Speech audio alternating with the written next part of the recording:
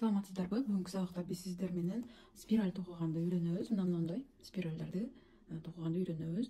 Жалпысынан 3 термин болот бул сабакта. Аба илмектери, жөнөкөй мамыча, анан жаманчылуу мамыча. Ушул 3 термин аркылуу биз мына ушундай спиральдерди токуганды үйрөнөбүз сиздер менен. Бизге ал үчүн жип, резина жана илмек керек болот. Ар бири өзүнүн туура келиш керек. Жип менен илмек бири-бирине туура келген болуш керек. Андан кийин биз бул спиральдерди кайсыл жака иштетсек болот. Жомок каарманы бар бизде билмебиздүү ат. Мисалы үчүн мына ушундай чач жасаганмын мен бул атка. Же болбосо биз курчакка мына ушундай чачтарды тармал кылып токусак болот. Демек анда эмесе убакытты кетирбей биз сиздер менен баштадык. Биринчи термин биз сиздер менен үйрөнө турган термин бул аба илмектери, ВП. Жипти мондай кылып кыскартып бүктөп алабыз дагы бул жерден өткөрөбүз. Өткөрдүк, илмегибизди илдик. Илгенден кийин биз жипти туура кармап алабыз колубузда. Кармап бул эки жиптен өткөрүп алабыз. Жумуштуу жипти мынакей илип алдык ошондо. Көрдүңүзбү? Илип алдык. Эми бизге кыска жиби керек эмес, узуну менен аба илмектерин терип алабыз. Бизге примерно болжолдуу түрдө 25 аба илмеги керек болот. Азыр мына мен токуп баштадым уже 25ти өз алдыбызча токуп бүтүрөбүз, санап. Мына мен азыр 25 аба илмегин токуп алдым.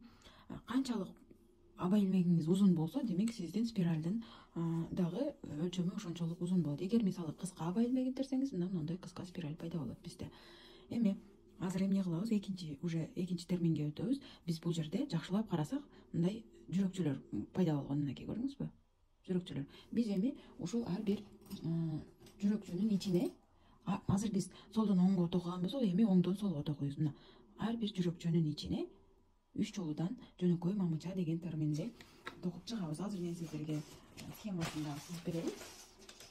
Түшүнүктүү болсун үчүн бизге мисалы биз азыр бул жерде резина алдык, кыска жипти иштетпедик. Анан бул жака биз аба илмектерин терип алдык. Бизге өзүбүз каалаган өлчөмдө, кааласак 20, кааласак 15ти токсак болот. Мына ушундай кылып биз аба илмектерин токуп алдык. Бул жак узун жип. Эми биз деген бул жерде илмек турат азыр. Илмектен кийинкиге өтөбүз. Буга тийбейбиз. Мына кийинкиге өтүп, ар бир аба илмектин ичине 3 жолудан жөнөкөй мамыча токуп чыгабыз. Кайрадан бул биз солдон оңго токуган болсок, аба илмегин эми азыр оңго кайрадан ушул илмектердин үстүнө токуйбуз. Практика жүзүндө көрсөтүп берсем, мынакей жама элеке схема. Резина кыскасы бизге керек эмес, узунун токудук, эми кайрадан артка токуйбуз. Жипти туура кармап алабыз дагы. Ар бир жүрөкчөнүн ичине 3 жолудан жөнөкөй мамыча токуйбуз. Ал орусча столбики без накида деп аталат. Жүрөкчөнүн ичине илмекти киргизип, жипти тартып алабыз, бизде экөө болуп калат. Ал экөөнү бир токуйбуз. Кайра эле ушул жерге мынакей салып, рабочий жипти кайра алабыз. Экөө болду, дагы экөөнү бир өткөрөбүз. Кайра эле ушул жерге мынакей үчөөнү салдык. Эми бизге кийинки немеге өтөбүз, аба илмегине.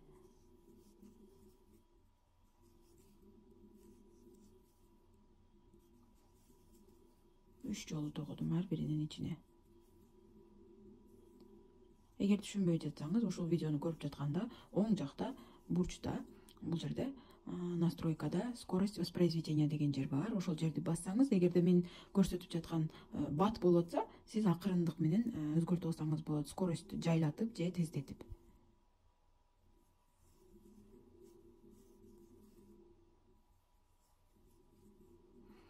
Кандай каталыктар болуп жатат? Мисалы үчүн, кыздар ушуну буга өткүзүп алып туруп, мына менде 2 жип деп айтып жатышат да, мисалы үчүн сабактарда. Мындай туура эмес. Бизде деген бул жип турат. Кийинки жипти алыш үчүн биз бул жактан бул жипти алышыбыз керек болот. Жүрөкчөнүн ичине салып, бул жипти бери алып алабыз, мынакей. Эми бизде экөө болуп калды. Экөөнөн дагы жипти бирге ушундай өткөрүп алабыз. Дагы бир каталардын бири, рабочий жипти мына бери алып атпайбызбы? Экөө болуп атат. Мына жипти буга өткөрүп коюп атышат. Ал туура эмес. Биз жипти алгандан кийин бул жактагы узун жиптен өткөрөбүз мына экөөнү. Мына. Ар бир мамычанын ичине, ар бир аба илмектин ичине 3 жолудан токуганыбызда биздин токуп бараткан изделебиз спираль болуш керек. Ушул биз 3 жолудан токугандын негизинде. Мынакей. Түшүнбөсөңүз кайрадан ушул видеону көрөсүз, карап чыгасыз, кайталайсыз. Жипти туура кармаш керек, сөзсүз. Мына уже буралып баштады. Эгерде сиз туура тогуп бараткан болсоңуз, сиздин спираль уже буралып баштайт өзү эле. Мына азыр биз сиздер менен эң акырына чейин ар ким өз-өзүнчө токойт ушул нерсени. Ар бир аба илмектин ичине 3 жолудан мына жөнөкөй мамычаны токойбуз. Бул столбики без накида. Жөн эле 2 жиптин үстүнөн дагы бир рабочий жипти өткөрөбүз. Мына бул биздин иштеп жаткан ишчи жибибиз дайыма ушундай калыпта алып барат. Столбики без накида тогуп жатабыз, көрдүңүзбү? Мен уже жетейин деп калдым, аз калды. Эми сиз дагы өз алдыңызча ар бир жүрөкчөнүн ичине киргизип, жипти алып, анан экөөнөн бир өткөрөсүз. Ар биринин ичине 3 жолдон токуп, бул жерден жолугабыз.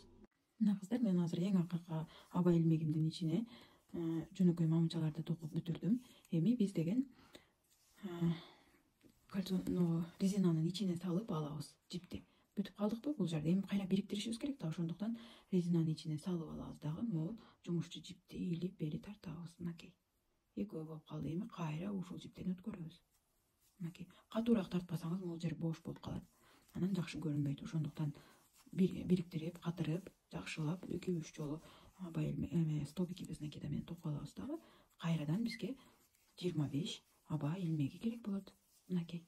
Мына ушундай кылып эле сиз каалаган өзүңүздүн канчалык керек болсо, кааласаңыз 4, кааласаңыз 3, мына ушундай кылып токугандан кийин бурап коебуз. Мына биздин биринчи спиралыбыз даяр.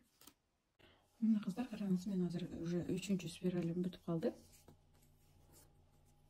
Бул бурала элек болчу. Мынакей, азыр бурап өзүнүн формасына келтирем. Мынакей. Бул аксессуарды ушул бойдон калтырып коебуз. Кааласак биз чекесине айлантыра аба илмек кылып, столбики без накида жөнөкөй мамыча кылып айлантырып, бул резинанын айланасын дагы ушул розовый түс менен токуп чыгабыз.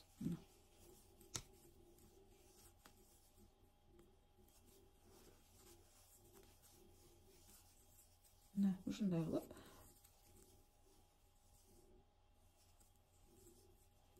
жөнөкөй мамыча аркылуу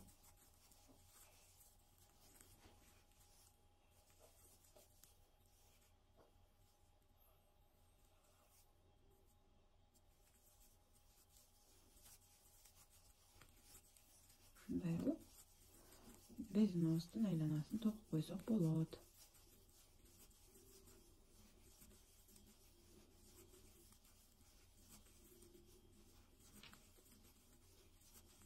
Мына ошентип биздин сиз менен резина аксессуарыбыз почти даяр болуп калды. Азыр бул жагын бир аз жылдырып алабыз. Мынакей. Эми ушул жерди дагы биротоло бүтүрүп алалы. Мына мен азыр эң акырына чейин бүттүм токуп, жиптин керек эмес жагын кесип алабыз. Кестик. Калган жагы бизге керек эмес, акырын чыгарып алабыз. Эми бул жипти биз байлап бул жерге катып коебуз. Мынакей. Жакшылап байлап алабыз дагы. Бул жипти жакшылап бул жака киргизип крючок менен бекитип алабыз. Мына кыздар, менин резинам даяр болду. Мына ушундай кылып силер дагы өз колуңар менен токуп сүрөттөрүн жөнөтсөңөр болот. Кыздар, азыр мен бул резинаны бүттүм. Эми сиздерге бул узордун экөөнүн айырмачылыгын үйрөтөмүн. Мынакей, бул столбики с накидом, бул столбики без накида. Айырмачылыгы бул чоңураак, бул ичкерээк, жоонураак, ичкерээк. Эми бул чоңураак болгон спиральди кантип жасайбыз? Ошону көрсөтөмүн. Азыр биз бул спиральди бүттүк. Эми бизге керек эмес бул. Принцип ошондой эле. Резинага илип алабыз дагы, аба илмегин теребиз. Андан соң эң акырына жеткенден кийин мындай кылып, азыр мен экинчи резинанын уже 3 мындай спиралин бүтүп койдум, 4-сүнө келдим. Ал үчүн эмне кылабыз? Кадимкидей эле аба илмегин терип алабыз. Мен 25ти теремин көбүнчө. Эми жаңы термин үйрөнөбүз. Бир жолу жамын чалып алабыз төгүнөн. Мисалы үчүн биз кармап турабыз, жипти туура кармаганды үйрөнөбүз. Себеби кармаганды билбесек кыйналабыз. Мынакей, кармап турабыз, жипти илип алабыз. Эми илмектен кийинки эмес, андан кийинкиге салабыз. Мынакей, жүрөкчөгө. рабочий жипти алабыз. 3 болуп калды. Эми экөөнөн бир өткөрөбүз жипти. Дагы жаманча алдык. Ушул эле жерге 3 болуп калды. Экөөнү бир. Мына ушундай кылып, ар бир жүрөкчөнүн ичине 2 жолдон токуп чыгышыбыз керек. Бир жолу накид алып алабыз, токубайбыз, просто ошондой илмекке илип алабыз дагы, кийинки жүрөкчөгө салабыз. 3 болуп калды. Экөөнөн бир. Жаманча алдым. Ушул эле жүрөкчөгө. Мынакей. Илип алдым. Экөөнү бир. Дагы кийинкиге өтүп баратам. Жипти алып алдым. Экөөнү бир өткөрөм. Ар бир жүрөкчөнүн ичине 2 жолдон токуйбуз. Өтө бош токуса, аралары аябай тешик болуп калат. Ошондуктан бир аз тыгызыраак токуйбуз. Тыгызыраак дегеним бул илмектерди кичинерээк алабыз. Чоң эмес, кичинерээк алабыз. Экөөнөн бир. Эми дагы экөөнөн бир. Жаманча алдым.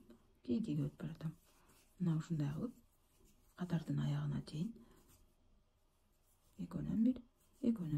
Мына ушул узорду мына көрдүңүзбү? Ар бир жүрөкчөнүн ичине 2 жол салынып атат. Мында да экөө. Жаманча алдык. Мына ушундай столбики с накидом ССН деген термин бар. Бир жаманчалоо. Эгерде бизге 2 жаманчалоо жөнөкөй мамыча десе, бир жолу эмес, 2 жолу мындай терип алабыз, көрдүңүзбү? 2 жолу. А бизге бир жолу эле керек да, ошондуктан бизге бирөө эле болот.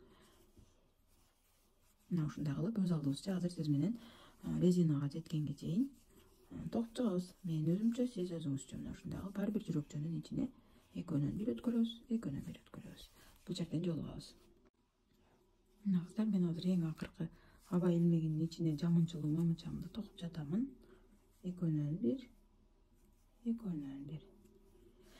Бул жерде настройки деген жерде скорость воспроизведения деген жер бар. Ошол жерди басып, кааласаңыз жайлатып, кааласаңыз батыраак кылып видеону көрсөңүз болот. Азыр мынакей биз бүттүк, эң акыркысын. Эми резинага бириктирип алышыбыз керек. Бириктирүү үчүн биз жөнөкөй мамыча токуйбуз. Столбики без накида. Бир аз токуп алдым дагы. Эми бул жиптин керек эмес жагын кесип аламын. Биз мурунку токуган резинадан айырмасы бул, биз айланасына, жиптин айланасына токуганыбыз жок. Резинанын айланасына жип токуганыбыз жок. Мына ушул бойдон калтырдык. Окей. Мен эми бул резинаны, мына калып кеткен кыска жип бар, ошол экөөнү жөн гана байлап катырып аламын ушул жерге. Анан керек эмес жагын дагы кесип салсаңыз болот, же болбосо илмекти алып туруп, мына жиптин учтарын илмек менен ичкериге карай бекитип койсоңуз болот. Мен жөн гана кесип коюуну азыр макул көрүп жатамын. Мынакей кыздар, биздин 2 түрдүү узор менен токулган резиналарыбыз даяр. Мисалы үчүн бул даяр эмес, муну ороп койгондон кийин даяр болот. Мисалы үчүн мына орогондон кийин атайын спираль формага келип калат. Окей.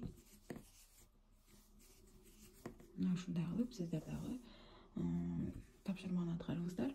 Токуп жаңы нерселерди үйрөнүүгө чогуу алдыга жылайлы. Сабактардан көрүшкөнчө.